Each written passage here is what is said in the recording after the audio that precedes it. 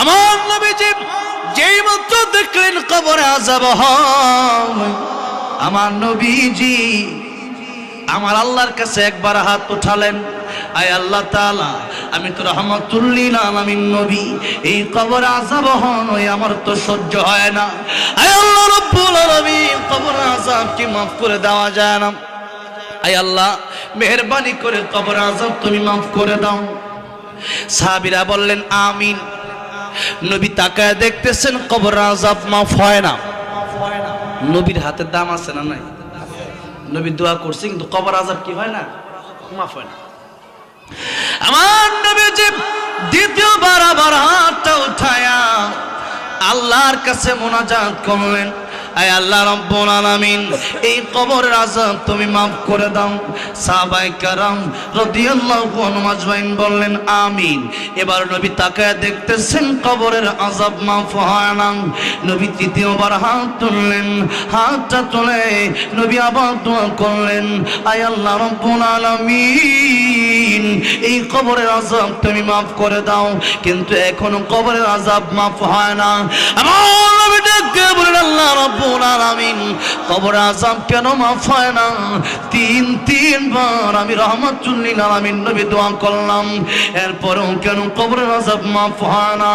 আমার নবীকে বলেন, বন্ধু আমার, হাবিব আমার, কিয়ামত পর্যন্ত আপনি দোয়া করলেও কবরের আযাব মাফ হবে না। আমার নবী ডেকে বলেন, আয় আল্লাহ রাব্বুল আলামিন, কিয়ামত পর্যন্ত কবরের আযাব আমি দোয়া করলে কেন মাফ হবে না, বিষয়টা আমি কি জানতে পারি? আল্লাহ বলেন, জিবরাইল তুমি বলে দাও, এই হকটা আমি আল্লাহর সাথে সম্পর্ক না। তার কবর আযাব হয় এই জন্য কারণ তার মাকে সে কষ্ট দিয়েছে, তার মা যতক্ষণ পর্যন্ত তার মাফ না করবে এই কবরের আযাব আমি আল্লাহ মাফ করব না। আমার নবী ডেকে বললেন, ও সাহাবীরা, তার মাকে আমার সামনে আসতে বলো, এই কবরের পাশে আসতে বলো। তার মা যেই মুহূর্তে কবরের পাশে আসলেন, আমার নবী ডেকে বললেন, ও মহিলা, এই কবরটা কার, তুমি কি চিনো নাকি? মহিলা ডেকে বলল, ইয়া রাসূলুল্লাহ, ইয়া হাবিবাল্লাহ, এই কবরটা আমার সন্তানের কবর। নবী আমার ডেকে বলেন, মহিলা, এই কবরটা যদি তোমার সন্তানের কবর হয়, তুমি কি চাও তোমার সন্তানের কবরে আযাব হয়? ও মহিলা, তুমি যতক্ষণ পর্যন্ত মাফ না করবা এই কবর আযাব বন্ধ হবে না। ও মহিলা, তুমি কি তোমার সন্তানকে মাফ করে দিতে পারো না? মহিলা ডেকে বলল, ইয়া রাসূলুল্লাহ, ইয়া হাবিবাল্লাহ, এই কবর আযাব হলে হোক, আমার সন্তান হতে পারে, তাই কি হয়েছে? আমি মা, তারে আমি মাফ করব না। আমার নবী কষ্ট পেয়ে গেলেন, মহিলা কেন মাফ করবা না? মহিলাকে বলে, ইয়া রাসূলুল্লাহ, ইয়া হাবিবাল্লাহ, স্ত্রীর কথা শুনে আমার কি রকম মানসিক অত্যাচার করেছে, কি রকম ভাবে আমার পিটাইছে, এখনো সেই মায়ের, এখনো সেই বাড়ির দাগগুলো এখনো পিঠে আছে। ইয়া রাসূলুল্লাহ, ইয়া হাবিবাল্লাহ, আমি তারে মাফ করব না। আমার নবী কষ্ট পেয়ে গেলেন, ডেকে বলেন, আল্লাহ রাব্বুল আলামিন, আমার আগের দোয়া তুমি কবুল করো নাই, এখন আমি আরেকটা দোয়া করব, তুমি কি সেই দোয়াটা কবুল করবা না? আয় আল্লাহ রাব্বুল আলামিন, তার মা আজকে তারা মাফ করে না। আয় আল্লাহ, আমার যেমন তুমি কবর আযাব দেখাইলা, তার মাকে তুমি কি একটু কবর আযাব দেখাতে পারো না? আয় আল্লাহ, তুমি ইচ্ছা করলে তো পারো। আমার আল্লাহ ডেকে বলেন, বন্ধু আমার, হাবিব আমার, আগের দোয়াটা যদিও কবুল করি নাই, কারণ হকটা আমার সাথে সম্পৃক্ত না, হকটা তার মায়ের সাথে সম্পৃক্ত, কিন্তু এখন দোয়াটা আমি আল্লাহ রাব্বুল আলামিন কবুল করে নিলাম। বিনিময়ে তার মাকে আমি পাওয়ার দিয়ে দিলাম, কবরের আযাব দেখার মতো ক্ষমতা আমি আল্লাহ তার মাকে দিয়ে দিলাম। জুড়ে বলেন আল্লাহু আকবার। এবার মহিলা তাকে দেখলো, যেই মাত্র কবরে আযাব হয়, একটা চিৎকার দিয়ে বলে, ইয়া রাসূলুল্লাহ, ইয়া হাবিবাল্লাহ, কবরে আযাব বুঝি এত কঠিন? ইয়া রাসূলুল্লাহ, বুঝতে পারি নাই। ইয়া রাসূলুল্লাহ, কবরে আযাব বুঝি এত কঠিন? ইয়া রাসূলুল্লাহ, ইয়া হাবিবাল্লাহ, এই কবরে আযাব হয় আমি তো সইতে পারলাম না, দেখি আমার চোখ করতেছে। ইয়া রাসূলুল্লাহ, এই মুহূর্তে আমার সন্তানের সমস্ত দেওয়া কষ্ট আমি মা হইয়া তারে মাফ করে দিলাম। যেই মাত্র মা মাফ করে দিছে, আমি তাকে দেখতেছি যেই মুহূর্তে মা মাফ করলো, এমন সময় নবী তাকায় দেখতেছেন সাথে সাথে কবরটা জান্নাতের বাগান হয়ে গেছে। দেখেন, একটু চিন্তা করে, একটু লক্ষ্য করে দেখেন, মা আর বাবা অথবা মানুষের হক বলেন না কেন, রিক্সাওয়ালাকে থাপ্পড় দিছেন, কুলিওয়ালাকে থাপ্পড় দিছেন, কৃষি মানুষ, তার সাথে আপনি খারাপ ব্যবহার করছেন। আল্লাহ বলেন, বান্দারে, আমি আল্লাহ রাব্বুল আমিন তোর জীবনের গুনাহ আমার সাথে সম্পৃক্ত হয়ে থাকলে মাফ করে দিতে পারি, কিন্তু বান্দার হক যদি মেরে খাও, কোন বান্দাকে যদি কষ্ট দিয়ে থাকো বিনা কারণে, তার কাছ থেকে মাফ না নিলে আমি আল্লাহ রাব্বুল আলামিনও মাফ করব না। ও মুসলমান, এখন দেখা যায় যার টাকা পয়সা বেশি, যে ব্যক্তি ধনী মানুষ, যার ক্ষমতা বেশি, গরিব মানুষকে অনেক সময় দেখা যায় ক্ষমতার দাপটে থাপ্পড় দেয়, বড় বড় বকা দেয়, এমন লোক আছে না নাই? তার কাছ থেকে আপনি যদি মাফ নিতে না পারেন, খোদার কসম করে বলছি আপনাকে আমার আল্লাহ মাফ করবে না।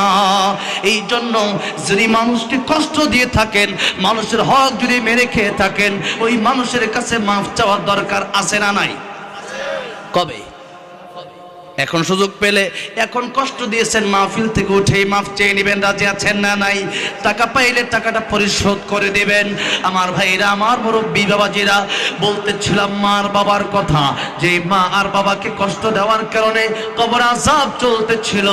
এই জন্য নবী বলেন, তিন ব্যক্তি দোয়া আল্লাহ অথবা বদদোয়া আল্লাহ খালি ফিরিয়ে দেয় না। এক নম্বরে মা বাবা। এক নম্বরে কে? মা বাবা। আপনি নামাজ পড়তে পড়তে কপাল কালো করে ফেলছেন, মা বাবারে কষ্ট দিচ্ছেন, আমার আল্লাহ মাফ করবে না। এই জন্য মা বাবাকে খুশি রাখার দরকার আছে না নাই? তাহলে এত ফজিলত মা বাবার কথা এতক্ষণ বললাম। এবার ইমাম সুফিয়ান সাউরি রহমতুল্লাহ, মনে আছে কথাটা, গীবতের কথা, তার খাদেমকে টাকা পয়সা দিয়ে কি বললো, যে কিয়ামতের ময়দানে ওই ব্যক্তিকে আমি টাকা পয়সা দিলাম, ওই ব্যক্তিকে আমি হাদিয়া দিলাম। কেন? কারণ এই ব্যক্তি আমার যত উপকার করবে, আমার মা বাপু আমার তত বড় উপকার করতে পারবে না। খাদেম বলেন, হুজুর কি কথা বললেন? যে মা বাবার কথা আল্লাহ কোরআনে আল্লাহ ইবাদতের পরেই বললেন, সেই মা বাবা উপকার করতে পারবে না মানে কি? তিনি বললেন, ও খাদেম শোনো, কিয়ামতের ময়দানে যে ব্যক্তি আমার বিরুদ্ধে গীবত করবে, তার ক্ষতিটা কোন জায়গায়? তার নেক আমলগুলো আল্লাহ আমাকে দিয়ে দিবে। অথচ ইয়াউমা ইয়াফিরুল মারউ মিন আখিহি ওয়া উম্মিহি ওয়া আবি, আল্লাহ বলতেছেন কিয়ামতের ময়দানে মা বাপ সন্তানকে চিনবে না।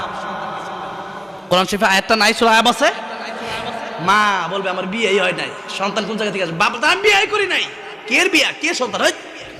এখন ওই মুহূর্তে এত বিপদের সময় মা বাপ সন্তানের পরিচয়, একটা নেকি যদি খালি মিজানের পাল্লায় কম হয়ে যায়, তাহলে যাওয়া লাগবে জাহান্নামে। এই চিন্তা করে, যেরকম ঠিক না ঠিক। কিন্তু কেউ যদি কারো বিরুদ্ধে গীবত করে, কিয়ামতের ময়দানে আল্লাহ তাআলা রাখবেন যে তোমার নেকিগুলো তারা দিয়ে তার বিরুদ্ধে গীবত করছিল কেন, তার কাছে মাফ চাইছি লাগবে না। এখন এই বিচার হবে এখানে, তার সম্মান নষ্ট করছো কেন? এখন দুইটা ক্ষতি নবী বললেন, একটা হলো তোমার নেক আমল তাকে দিয়ে দেওয়া হবে, আর তার গুনাহগুলো তোমার দিয়ে দেওয়া হবে। বিনিময় তুমি যাবে জাহান্নামে গীবত করার কারণে। যার বিরুদ্ধে গীবত করলা সে যাবে জান্নাতে। যেরকম সুবহানাল্লাহ, জান্নাতে যদি যাইতে পারি গীবত করার কারণে, আর মা বাবা সেদিন একটা উপকার করবে না, তাহলে সেই গীবত যে করছে এটা চা খাওয়ানোর দরকার আছে না নাই? আর চা না খালি বিরিয়ানি খাওয়া দরকার, বিরিয়ানি খাওয়া দরকার, বিরিয়ানি খাওয়ানো দরকার, যেরকম ঠিক না ঠিক? ডাব খাওয়ানো দরকার, আরে 500 টাকা 1000 টাকা হাদিয়া দরকার। তোর কারণে কেমন হবে আমি বাচ্চা যাবো, ঠিক না ঠিক? তোর নেক আমল আমার দেওয়া লাগবে। আর এখন হুজুর তো নেক আমলই নাই, আল্লাহর নেক আমল না থাকলে তার গুনাহ নিয়ে তুমি জাহান্নামে যাও, আমি আল্লাহর পক্ষ থেকে নেকি দিয়ে দিলাম। তাহলে গীবত যদি কেউ যদি করে, শুনছেন যে আমার বিরুদ্ধে একজন বদনাম কইছে, এরে গিয়ে আপনি কইবেন দোস্ত আসা খাই, তুই আমার সবচেয়ে বড় দোস্ত, যেরকম ঠিক না ঠিক? চা যদি না খাইতে চায়, 5টার একটা কয়েন অর্ফা করে দিয়ে দিবেন, তুই খাইস, জনমের খাওয়া খা, বুঝবে কিয়ামতের ময়দানে, যেরকম ঠিক না? এখন যদি ওয়াজ শোনার পরে যদি কেউ গীবত করে, ওর ভিতরে তো মনুষ্যত্বই নাই, তাহলে যেরকম ঠিক না ঠিক? এখন তাহলে কি গীবত করবেন না ছাড়বেন? ছাড়বো। হ্যাঁ, ছেড়ে দিতে হবে। আল্লাহ তৌফিক দান করুন, আমিন। আরে নবী বলছেন আল কাইসু মান দানা নাফসাহু, তুমি তোমার নিয়ে চিন্তা করো। আরে আমার কবরে তো আমি যাব, আপনি যাবেন না, আপনার কবরে আমি যাব না, তা আমার চিন্তা আপনারা নিয়ে আমি এত চিন্তা করার টাইম কই? আমি খাই আমার টাকা দিয়ে, চিন্তা আপনার নিয়ে ব্যস্ত হয়ে পড়ে রয়েছি আমি। আহা মুসলমান, আজকে শুধু ওইটা করছে ওইটা করলো কেন, মাইন্ডটা চিন্তা করতে করতে আজকে দেশটা শেষ। চার দোকানে বইলেই হ্যাঁ খারাপ, আব্দুল আজিজ খারাপ, আব্দুল গফুর খারাপ, আব্দুর রহমান খারাপ, আব্দুল্লাহ খারাপ, মানে নাম ধরে ধরে গিবত করতেছে। এর মেয়েটা বেশি একটা সুবিধার না, মেয়েটা কাইলা বিয়ে দিছে অমুক জায়গা, খালি একটা দোষ আছে, এই কারণে কিয়ামতের ময়দানে আপনি জাহান্নামে যাবেন। আর যার বিরুদ্ধে গীবত করলেন সে যাবে জান্নাতে, সে দোষী হয়েছে এরপরে সে জান্নাতে যাবে। আর আপনি তার বিরুদ্ধে যে দোষটা করছে এটা বলার কারণে আপনি জাহান্নামে যাবেন। কথাটা বুঝে আসছে আমার ভাইরা? আমার মনে হচ্ছে ওয়াজ যদি না বোঝে তাহলে ওয়াজ করার দরকার নাই, ওয়াজ শুনে আমার কত দরকার আছে না নাই?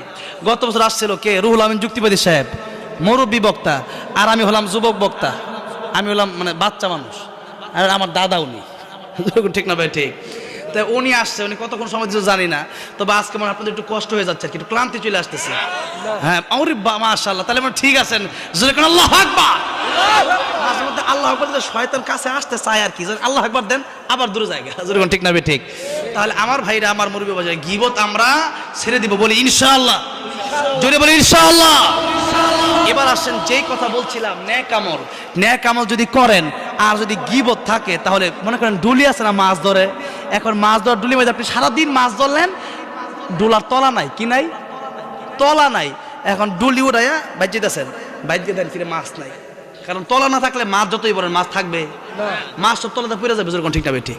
ঠিক তেমনি আপনি আমল করলেন, ফজর নামাজটা পড়ছেন, নামাজ পড়ে রাখো, কালকে যে ঘটনাটা করছে শুনছস, কি হয়েছে? ওই যে এই কি জানি আব্দুল জলিল, এই লোকটা তো মনে কর যে কালকে হের মায়ের বিয়ে দিছে, ঠিক করে নাই, এবার যে কামটা করছে, এই যে কথাটা বলছেন, শেষ ফজর নামাজ শেষ, ফজর নামাজ আর আছে নাই, ফজর নামাজ হয়ে গেছে আপনারটা, ঠিক না? ঠিক। যার কারণে আমল যদি করেন, এই তলা যদি খালি থাকে, তলা যদি না থাকে, তা আমল কিন্তু সব ওই দিক দিয়ে যাবে গা। এই জন্য তলা ঠিক রাখতে হবে। কি ঠিক রাখতে হবে? তলা ঠিক রাখতে হবে। এই নেক আমলের কথা। এরপরে আল্লাহ বলতেছেন একটা নেক আমল মানে কোরআন শরীফে যা আছে, আমার নবীর আদর্শে যা আছে তাই করতে হবে, তার বাহিরে করা যাবে না, এটা নেক আমল। এবার 2 নম্বরে আল্লাহ রাব্বুল আমিন বললেন, ওয়ালা ইউশরিক বিইবাদাতি রাব্বিহি আহাদা। আল্লাহ বললেন শিরিক করবে না। কি করবে না? আর এই দুনিয়ার সবচেয়ে বড় গুনার নাম হলো শিরিক গুনাহ। এর চেয়ে বড় কোনো গুনাহ নাই, এর চেয়ে বড় কোনো গুনাহ নাই। এই শিরিকের ব্যাপারে ওয়াজ করতে হলে কয়েক ঘন্টা সময়ের দরকার। এই সিরাজগঞ্জে অনেক জায়গাতে এই শিরিক নিয়ে আলোচনা করছি। শিরিকের ব্যাপারে আল্লাহ শুধু এতটুকু বুঝেন, আল্লাহ বলেছেন, ইন্নাল্লাহা লা ইয়াগফিরু আন ইউশরাকা বিহি ওয়া ইয়াগফিরু মা দুনা যালিকা লিমান ইয়াশা ওয়া মান ইউশরিক বিল্লাহি ফাকাদ ইফতারা ইসমান আযীমা ওয়া মান ইউশরিক বিল্লাহি ফাকাদ দাল্লা দালালান বাঈদা। দেখেন, শিরিক যদি আপনি করেন, আল্লাহ বলেছেন কিয়ামতের ময়দানে আমি আল্লাহ রহমান রহিম তোমার সব গুনাহ মাফ করে দিতে পারি, কিন্তু আমি আল্লাহ শিরিক মাফ করব না। এত মারাত্মক, মানে পীরের পায়ে সিজদা করবা, পরে মাজার সিজদা করবা, এরপরে আমি আল্লাহকে বাদ দিয়া অন্য মানুষের সাথে মাথা নত করবা, এগুলো হচ্ছে শিরিক। এরপরে মনে মনে ধারণা করতে হবে আমার আল্লাহ যা পারে, পীর বাবাও তা পারে, আমার আল্লাহ যা পারে ওই নেতাও তা পারে, এগুলো মনে করাটাই হচ্ছে শিরিক। এই শিরিক থেকে আল্লাহ আমাদেরকে হেফাজত করেন, বলেন আমিন। এরপরে আরেকটা আয়াত দেখেন, মাই ইউশরিক বিল্লাহি ফাকাদ হারামাল্লাহু আলাইহিল জান্নাতা ওয়া মাওয়াহুন নার। আল্লাহ বলেছেন শিরিক যে করবে তার জন্য জান্নাত হারাম। জান্নাত কি? হারাম। সে জীবনে জান্নাতে ঢুকবে না। আমাকে ইন্ডিয়া একবার হজ করতে গেলাম গত বছর, তো আমাকে গ্রেফতার করছিল পুলিশ, নানান ধরনের প্রশ্ন করছে। একটা প্রশ্ন করলো, আপনি কিসের কথা বলেছেন? এক আল্লাহর কথা। আমি বলছি হ্যাঁ। এক আল্লাহর কথা কেন বলেন? আমরা তো আল্লাহর মানি। আমি কেমন মানেন? আমাদের আল্লাহ মানি, আবার সাথে ওই 360টা লাত মারা তুজা এগুলোও মানি আর কি, মূর্তিরও মানি। তো এখন তারা মানে মূর্তির, আল্লাহর কিন্তু মানে না। হিন্দুরা এরকম না, আল্লাহরও সাথে মানে 33 কোটি দেবদেবীর মধ্যে আল্লাহ একজন, নাউজুবিল্লাহ বলে। এখন আপনি যদি কোন আল্লাহ পারে, পীরও পারে, তা আল্লাহর সাথে আপনি পীরকে শরীক করছেন। আল্লাহর এই গুণ কাউকে দেওয়া যাবে না। এই জন্য আমার ভাইরা, আমার মুরব্বি, শিরিক এত মারাত্মক গুণ আল্লাহ বললেন, তাহলে তোমার জন্য জান্নাত হারাম হয়ে যাবে, আর জাহান্নাম ওয়াহুন নার, জান্নাত ওয়াজিব হয়ে যাবে। তাহলে শিরিক করা যাবে না। এবার আল্লাহ রাব্বুল আলামিন বললেন, এই একটা কাজ যদি করতে পারো, আর একটা কাজ যদি ছাড়তে পারো, এক হলো নেক আমল, আরেক হচ্ছে শিরিক মুক্ত ঈমান যদি তোমার থাকে, আমি আল্লাহ রাব্বুল আলামিন ও বান্দারে তোমার সাথে ওয়াদা দিলাম, আমি আল্লাহ জান্নাতের ভিতরে তোমার সাথে দেখা দিয়ে দেব। দুনিয়ার মানুষের সৌন্দর্য কম না বেশি? একজন আরেকজন মানে দেখা আত্মহত্যা করে, এমন হয় না ঘটনা? হ্যাঁ, পরশুদিন শুনছি এক মেয়ে আত্মহত্যা করছে। এখন ছেলে মেয়ের জন্য আত্মহত্যা করে, আত্মহত্যা করা হারাম। আত্মহত্যা যারা করবে এদের শাস্তি হলো বুখারী শরীফের হাদিস, তারা যেভাবে আত্মহত্যা করছে ওইভাবে তাদেরকে শাস্তি দেওয়া হবে। যেরকম কেউ যদি ছুরি লাগায় আত্মহত্যা করে, তাহলে কিয়ামতের ময়দানে তার হাতে আল্লাহ ছুরি ধরায় দিবে, সে ছুরি দিয়ে বারবার আঘাত করবে আর বারবার মরে যাবে। নাউজুবিল্লাহ বলেন। কেউ বিষ পান করলে আল্লাহ বলবেন তোর মরার এত শখ, এবার মরছত না, আবার তুই তোর এনে বিষ দিলাম, একবার বিষ হাতে আসবে, আপনি পান করবেন মরবেন, আল্লাহ বলবেন আবার নেই। এরকম বিষ হাতে আসবে আর মরবেন, হাতে আসবে আর মরবেন। কারণ জীবন দিয়েছে কে, আবার মৃত্যু দিবে কে? আপনি মরে যাবো তো, জন্মের সময় কি আপনি ইচ্ছা করে আসছিলেন? আমি আসছি 2001 সালে পৃথিবীতে, আমার জন্ম। এখন আমি কি ইচ্ছা করলে 2000 সালে আসতে পারতাম? আসছি কার ইচ্ছায়, যাবো কার ইচ্ছায়? হ্যাঁ, আসছেন আল্লাহর ইচ্ছা। এখন আমি মরে যাবো গা বাবার, জীবনটা তো আপনার না, জীবনটা কার দিছে কে? আল্লাহর ইচ্ছা মতো চলেন জান্নাত, আর আল্লাহর ইচ্ছা মতো চলবেন না। দেখলাম এক লোক লা ইলাহা ইল্লাল্লাহ মুহাম্মাদুর রাসূলুল্লাহ কইয়া ঠুস, এক নায়কের শ্বশুর। তাই দেখেন অবস্থাটা দেখেন, বিসমিল্লাহ কইয়া মদ খাওয়া আর কি, বুঝছেন না? বিসমিল্লাহ আবার মদও খা, কথাটা বোঝেন না আর কি? তাই লা ইলাহা ইল্লাল্লাহ মুহাম্মাদুর আবার ঠুস, আবার হ্যাঁ আত্মহত্যা করে। মানে মনে হয় যে জীবনটা হ্যাঁ নিজে বানায় লইছে। স্যারে আত্মহত্যা করা কি জঘন্যতম হারাম। মৃত্যুর সময় কবিরা গুনাহ নিয়ে যদি মরেন, তওবা না করে জাহান্নাম অবধারিত। কি অবধারিত? জাহান্নাম অবধারিত। তওবা করলে আল্লাহ মাফ করবে। এখন যে বেটা কবিরা গুনাহ করতে করতে মরছে, সে তওবাটা করবে কখন? কথাটা বুঝেন না মনে হয় আপনারা? ঠাস যে করলো, ঠাস এই যে গুলিটা মারলো তার মাথায়, সে যে আত্মহত্যা করলো, সে তো মরছে কবিরা গুনাহ করতে করতেই। তো শিরিক, সেই এই যে কবিরা গুনাহ করতে করতে মরলো, সে তওবাটা করবে আর কখন? যখন ঠিক না বেঠিক? তওবা করার সময়, আর মরে গেলে তওবা করে লাভ আছে? মরার আগে তওবা করতে হবে। মরার সময় যদি কেউ তওবা করে তাও তওবা কবুল হবে। দুই সময় তওবা কবুল হয় না। একটা হচ্ছে মৃত্যুর সময় গড়গড়া যখন শুরু হয়ে যায়, যখন আর যে টং দিছে আমরা, এখন ফেরাউন কয় আনা মিনাল মুসলিমিন, আল্লাহ কয় আল আন, এখন মরার সময়, এখন তুই নামাজ পড়ে কবে? তোর নামাজ সময় নাই, এখন ভালো হয়ে লাভ, কিন্তু তুই মরে যাবি, তুই কবর যাবি, এখন ভালো হয়ে লাভ কিছু, যখন ঠিক না বেঠিক? ভালো হওয়ার দরকার আগে, হায়াত থেকে কবলা মতি, মরণের আগে ভালো হওয়ার দরকার, যখন ঠিক না বেঠিক?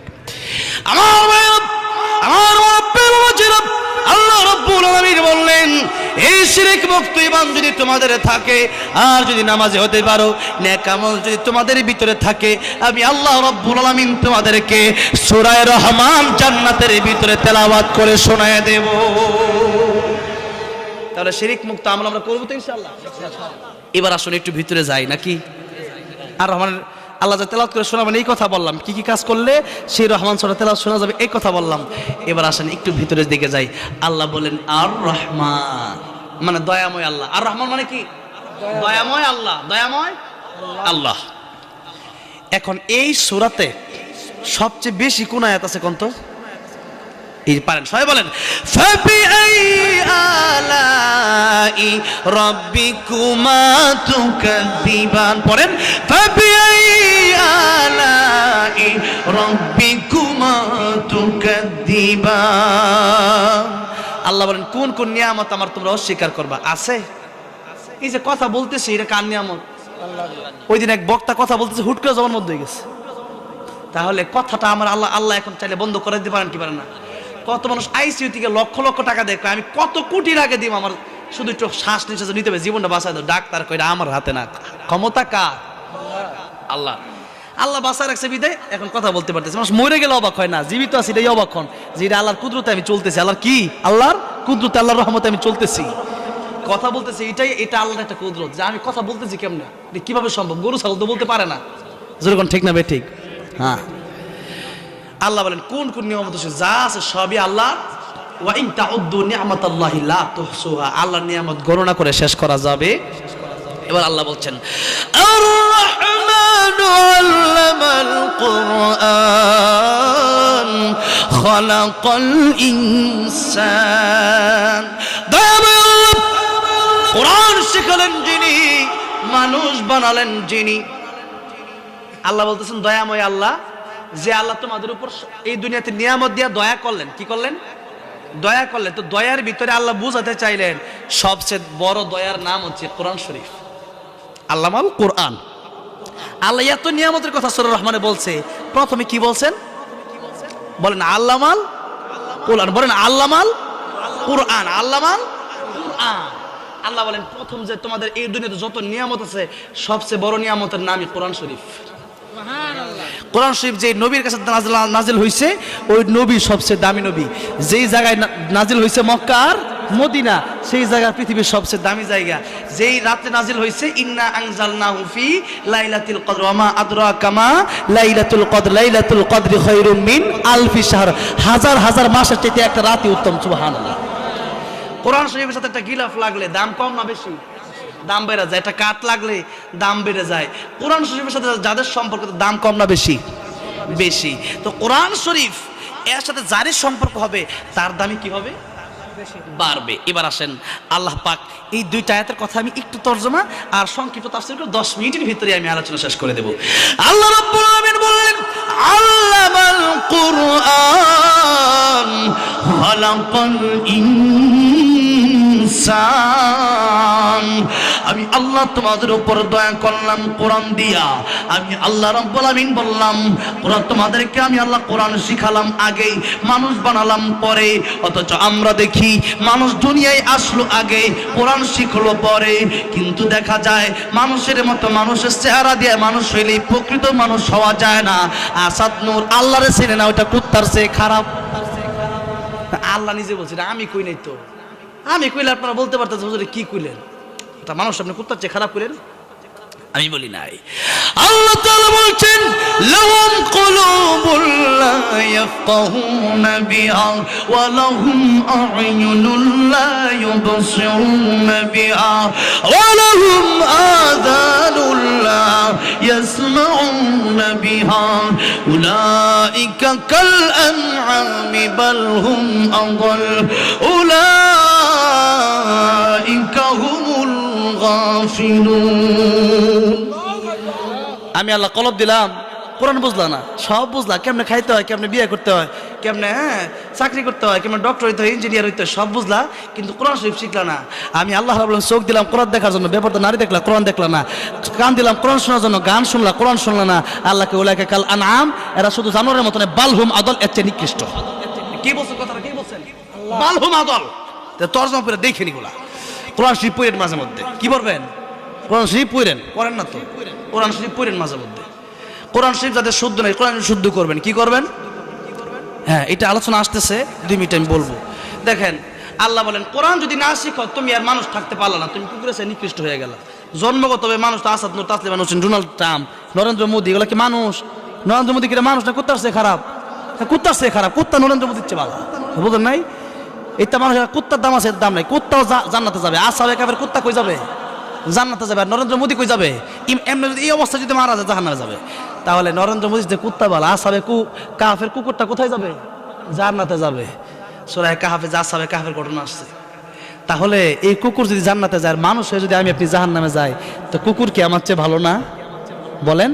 অথচ আল্লাহ আরেক জায়গায় কি বলছেন? ওয়ালাকাদ কাররামনা বানি আদম। অনেক লম্বা এগুলো তাফসীর। মানুষের দাম বেশি না পশুর দাম বেশি? এনে লম্বা তাফসীর আমার আছে, ইউটিউবে আপনি পাবেন। মানুষের দাম কেন বেশি আর ফেরেশতার দাম মানুষের চেয়ে কম কেন? দেখেন এই মানুষ ফেরেশতাকে সিজদা করছে না নাকি আদম আলাইহিস সালামকে ফেরেশতারা সিজদা করছে? বলেন। তাহলে দাম কার বেশি? আদম আলাইহিস সালাম। বনি আদম আল্লাহ বলেন ওয়ালাকাদ কাররামনা বানি আদম। বনি আদমের সমান আমি আল্লাহ বাড়ায় দিছি। ফেরেশতার চেয়ে বেশি কেন? ফেরেশতার গুনাহ করতে মনেই চায় না, আর গুনাহ করবে কেমনে? আর আমাদের গুনাহ করতে মন চায় কি চায় না? আমাদের গুনাহ করতে মন চায়, তাই করি না। আল্লাহ বলেন ফেরেশতার গুনাহ করতে মনে চায় না, তাই করে না। আর মানুষের গুনাহ করতে মনে চায়, তাই এরপরেও যদি না করে, ফেরেশতা মানুষ সমান হতে পারে না। এই শীতের সময় কষ্ট লাগে, তারপরে ফজর নামাজের সময় যায়। আর ফেরেশতা তো কষ্টই নাই, ইবাদত করতে তাদের মজাই লাগে। আর আমাদের কষ্ট লাগে, এরপরে যদি ইবাদত করি, আল্লাহ বলেন মানুষ ফেরেশতার চেয়ে দামি। সুবহানাল্লাহ। আল্লাহ বলেন ফেরেশতার চেয়ে দামি। আল্লাহ বলেন কেন? কোরআন যদি তোমার ভিতর থাকে, তুমি যদি আল্লাহর ইবাদত করতে পারো, তাইলে তুমি ফেরেশতার চেয়ে দামি। আর যদি আল্লাহর ইবাদত না করতে পারো, যদি কোরআন না শিখো, তাহলে তুমি কিন্তু কুকুরের চেয়ে নিকৃষ্ট হয়ে যাবা। কথাটা বুঝে আসছে? আল্লাহর সাথে সম্পর্ক যার সেই দামি, আর আল্লাহর সাথে সম্পর্ক যার নাই সে দামি না। এবার আসলে আল্লাহ রাব্বুল আলামিন বলেন কোরআন যদি তুমি শেখো, তাহলে তুমি মানুষের মতো মানুষ হতে পারবা। কোরআন শরীফ শেখার প্রথম কথা এবার আমি বলবো। কোরআন শরীফ তাফসীর পরের কথা, আগে কোরআন শরীফ সহি শুদ্ধ করে পড়ার দরকার আছে না নাই? নামাজ ভঙ্গের কারণ কয়টা? 19টা। কিয়ামতের ময়দানে সর্বপ্রথম কিসের হিসাব হবে? নামাজের হিসাব। এখন নামাজের হিসাব যদি আপনি দিতে গিয়ে ধরা খান যে আল্লাহ কোরআন শরীফ শুদ্ধ করি নাই, আপনি সবচেয়ে বড় বিপদে পড়বেন। নবী বলেন নামাজের হিসাব দিতে গিয়ে ধরা খাবে, সে ব্যক্তি সব জায়গায় ধরা খাবে। এই জন্য কোরআন সহি শুদ্ধ করে শেখার দরকার আছে না নাই? নাইলে নামাজ হবে না, নামাজ পড়তে পারেন নামাজ হবে না। আপনারা বললাম আপনি এই ক্ষেত্রে কোবাবেন 500